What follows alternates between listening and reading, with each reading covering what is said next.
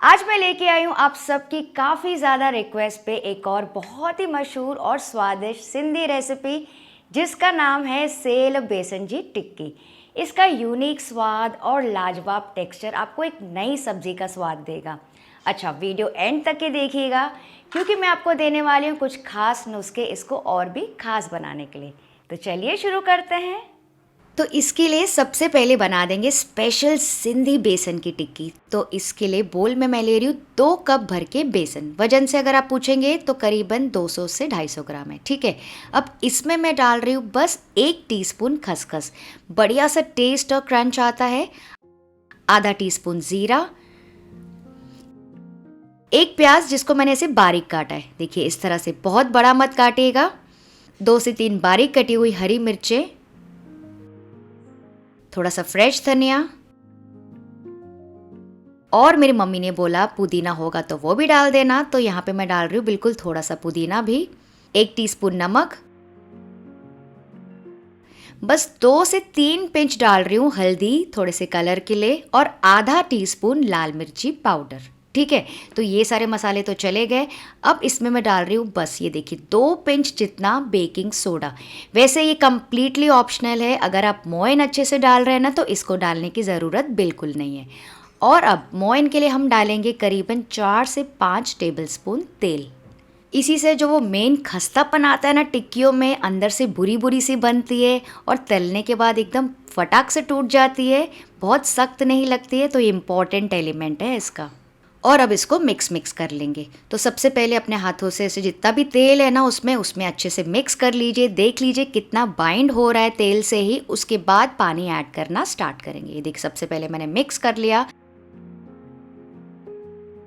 अब इसमें थोड़ा थोड़ा करके पानी डालते जाएंगे और इकट्ठा कर लेंगे। एकदम चिकना आटा तो नहीं गूंथेगा इससे, क्योंकि बेसन जो है ना थोड़ा सा स्टिकी होता है। बस सारी चीज़ें एक तरफ इकट्ठा हो जाए। मोइन इसमें अच्छे से डालेंगे ना तो टिक्कियाँ बाहर से कुरकुरी और अंदर से मस्त खस्ता बनेंगी। तो ये देखिए ऑलमोस्ट इकट्ठा सा हो गया। अगर आपको ड्राई लगे तो थोड़ा से पानी का और छड़का दे सकते हैं और फिर से पूरा एक तरफ इकट्ठा कर लेंगे।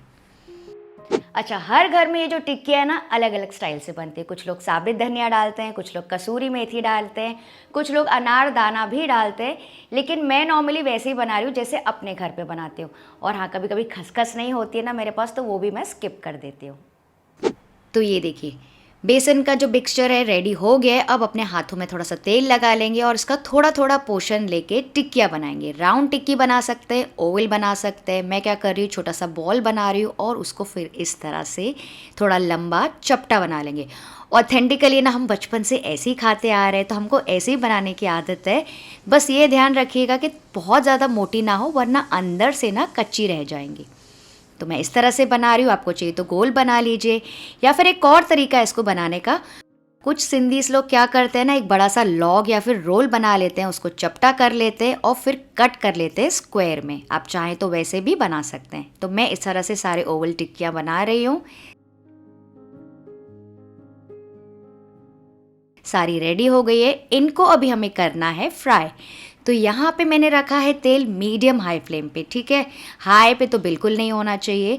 तो अब एक एक टिक्कियाँ करके डालते जाएंगे और इनको फ्राई कर लेंगे। अच्छा, अगर तेल का टेम्परेचर ठंडा हो गया तो क्या होगा ना, तेल में टिक्कियाँ जाके टूट कर बिखर जाएंगी, क्योंकि काफ़ी सारा हमने इसमें मोयन डाला है।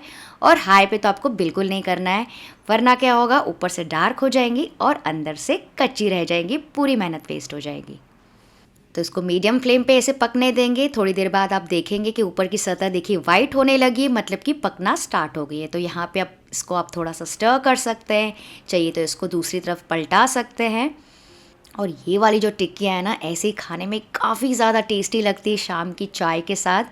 तो आपको चाहिए ना तो मेरी तरह पहले से एक्स्ट्रा बना के रख दीजिएगा।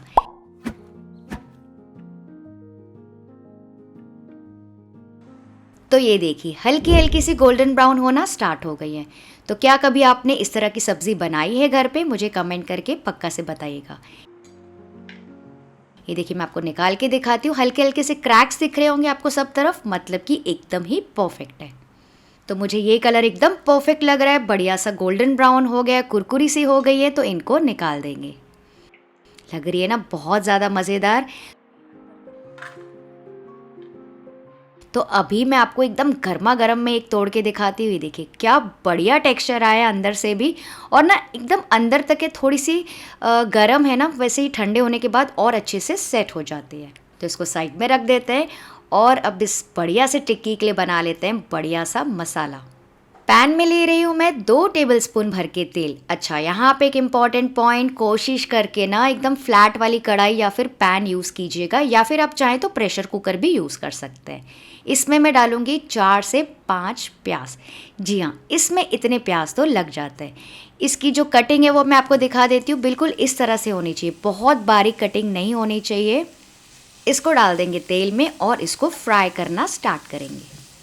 तो इस रेसिपी के लिए ना हम हमेशा इसी तरह से प्याज काटते हैं, और जब हम सेल भाजी बनाते हैं ना तो उसमें हम डालते हैं लंबे लंबे प्याज, जो कि मेरी मम्मी बेस्ट बनाती हैं। तो अगर आपको वो रेसिपी देखनी है ना तो मुझे कमेंट करके बताइए।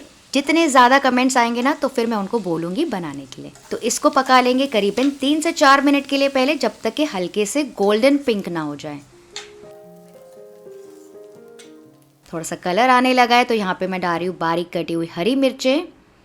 तो इस वक्त आपको ऐसे लग रहे होंगे कि प्याज तो बहुत ज़्यादा है, सिर्फ प्याज प्याज ही दिख रहे हैं, लेकिन ऐसा बिल्कुल नहीं है। बाद में जो सब्ज़ी है ना एकदम टेस्टी हो जाएगी, जितने भी प्याज हैं ना एकदम श्रिंक हो जाएंगे और सब्ज़ी कम हो जाती है। तो ये देखिए, अब आप कलर देख सकते हैं थोड़ा सा और डार्क हो गया। वैसे हमको एकदम डार्क करना नहीं होता है। तो यहाँ पे मैं डाल दूँगी आलू। तो आलू को मैंने क्या किया है, ऐसे एक बड़ा वाला आलू लिया, इसको कट कर लेंगे राउंडल्स में। आप चाहें तो बड़े चंक्स में भी काट सकते हैं, बड़े टुकड़ों में। और ये आगे पकेंगे कैसे वो मैं आपको दिखाती हूँ। इसको भी डाल देंगे और टॉस करेंगे प्याज के साथ 2 और मिनट के लिए। वैसे तो आप सिर्फ बेसन टिक्की से ये सब्ज़ी बना सकते हैं, लेकिन आलू डाल के देखिएगा, बहुत अमेजिंग टेस्ट आता है।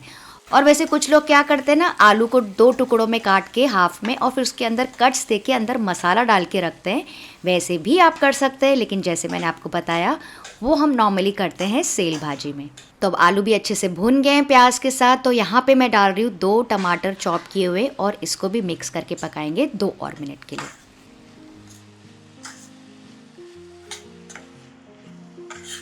थोड़े से सॉफ्ट हो गए टमाटर। डाल रही हूँ 1 टीस्पून नमक, 1/4 टीस्पून हल्दी पाउडर, 1 टीस्पून भर के लाल मिर्ची पाउडर, और 1 से 1.5 टीस्पून भर के धनिया पाउडर। बस, बहुत ज़्यादा मसाले बिल्कुल भी नहीं डलते हैं। इसको भी मिक्स करके पकाएंगे 2 और मिनट के लिए, जब तक कि सारा मसाला आपस में मिलजुल ना जाए। अब इतनी देर में क्या होगा, आलू भी थोड़ा थोड़ा पक जाएगा। और अब देखिए मैं क्या कर रही हूँ, इसको ना पूरा इस तरह से फैला देंगे, फ्लैट कर लेंगे, ऐसे बेस बना देंगे फ्लैट, जिस तरह से मैं कर रही हूँ। और इसमें ना अभी तक हमने पानी बिल्कुल नहीं डाला है, क्योंकि काफ़ी सारा मॉइस्चर है प्याज में से। तो ये देखिए मैं क्या कर रही हूँ, बस 2 से 3 टेबलस्पून पानी ले लीजिए और साइड से ना इस तरह से स्प्रिंकल कर लीजिए, ताकि मसाला जले ना। आप चाहें तो ऊपर से छड़का भी दे सकते हैं। और अब देखिए मैं क्या कर रही हूँ, अब जो टिक्कियाँ हमने बनाई थी ना, वो लेके कहीं कहीं पे इस तरह से प्याज के ऊपर प्लेस कर देंगे। तो थोड़ी थोड़ी दूरी में इस तरह से टिक्कियाँ रखते जाइए। बहुत ही ज़्यादा टेस्टी बनती है सब्ज़ी, बहुत ही कम इंग्रेडिएंट्स, कम मसाले लगते हैं।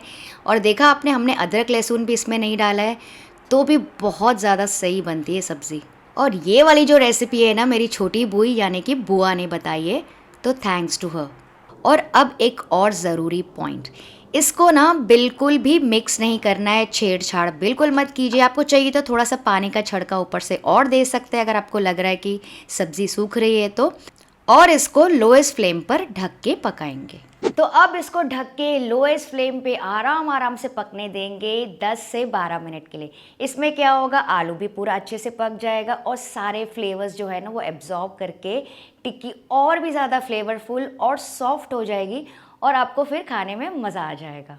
अच्छा, अगर यही प्रोसेस आप प्रेशर कुकर में कर रहे हैं ना, तो 1 सीटी बजाइएगा और फिर लोएस्ट फ्लेम पे उसको रखिएगा बस 2 मिनट के लिए, और फिर गैस का फ्लेम ऑफ कर दीजिए और पूरा प्रेशर निकलने दीजिएगा। चलिए खोल के चेक करते हैं। ओह माय गॉड, देखिए कितनी ब्यूटीफुल लग रही है। हल्का हल्का सा तेल दिख रहा होगा ऊपर आपको, मतलब कि अच्छे से भुन गई है। टिक्कियाँ भी सॉफ्ट हो गई है, अंदर जाके काफ़ी सारा नमी उसने सोख लिया है। चलिए आलू चेक कर लेते हैं, क्योंकि वो काफ़ी बड़े थे। ये देखिए आलू भी बढ़िया तरीके से पक गया है। तो अब करेंगे एक और इम्पॉर्टेंट ट्रिक, जो टिक्कियाँ है ना उसको पलटा लेंगे ताकि इस तरफ भी वो अच्छे से मॉइस्चर को सोख ले और थोड़ी सी और सॉफ्ट हो जाए। ये देखिए कितनी बढ़िया लग रही है।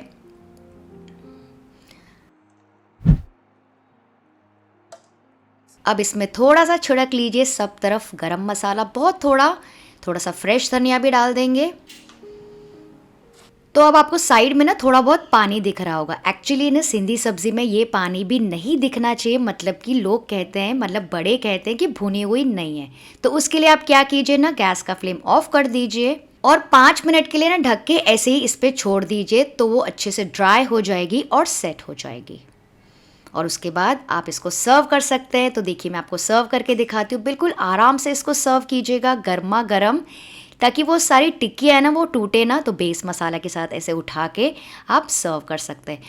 बहुत ही कमाल की बनती है। एंड मैं तो अपने घर में ना इसको गर्मा गर्म ढोडे के साथ सर्व करती हूँ, जो कि है चावल की रोटी, जिसका डिटेल वीडियो मैंने आपको दिखाया है भी पटाटा वाली वीडियो में। अगर वो आपने नहीं देखा है तो मैं नीचे डिस्क्रिप्शन बॉक्स में नहीं तो एंड स्क्रीन्स में डाल दूँगी। देखिए टिक्की कितनी ज़्यादा सॉफ्ट बनी है, मज़ा ही आ गया। मैं आपको क्या ही बताऊं, खाने में तो आपको मज़ा ही आ जाएगा। वीडियो अगर थोड़ा भी अच्छा लगा तो लाइक ज़रूर कीजिएगा, शेयर कीजिएगा अपने सारे दोस्तों के साथ, स्पेशली सिंधी फ्रेंड्स के साथ। और ये भी कमेंट करके बताइएगा कि अगली रेसिपी आपको मेरे चैनल में कौन सी देखनी है। तो आपकी कौन सी फेवरेट सिंधी रेसिपी है मुझे कमेंट करके बताइएगा। और अगर आपको ट्रेडिशनल बिही पटाटा की सब्जी देखनी है तो यहाँ पे क्लिक करके चेक कर सकते हैं। चलिए आप सब अपना ख्याल रखिएगा। Bye bye.